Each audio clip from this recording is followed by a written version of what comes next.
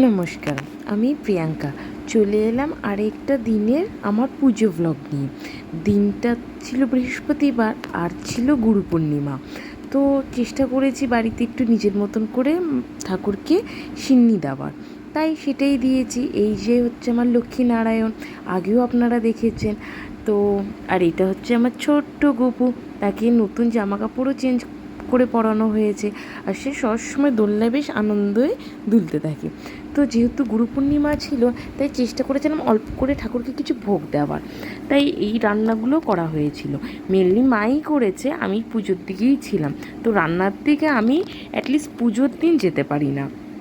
তারপর আমি বিকালে একটু হাঁটতে বেরিয়েছি, সাথে আমার বান্ধবীও ছিল, কিন্তু সে এখন ভিডিওতে আসতে নারাজ, তাই পরে তাকে নেওয়া যাবে। তো এই ক্যাফেটা আছে আমাদের বাড়ির কাছে, তো এই ক্যাফেটাতে এসেছিলাম আমরা। তো বসে আছি আমি আরও, যে আমরা যে চাটা অর্ডার করেছিলাম চাটার ওয়েট করছিলাম। যাই হোক, ওয়েট করতে করতে আমরা একটু মাস্তিও করছিলাম, একটু গসিপও করছিলাম।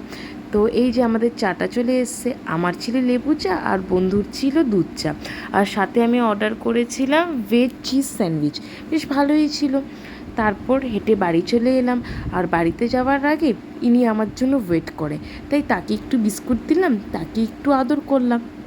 এটা আমার ডেইলি রুটিনের মধ্যে একটা। যাই হোক, আবার আপনাদের সাথে পরে কথা হবে, ততক্ষণ একটু ওর সাথে সময়টা কাটিয়ে নিই। টাটা।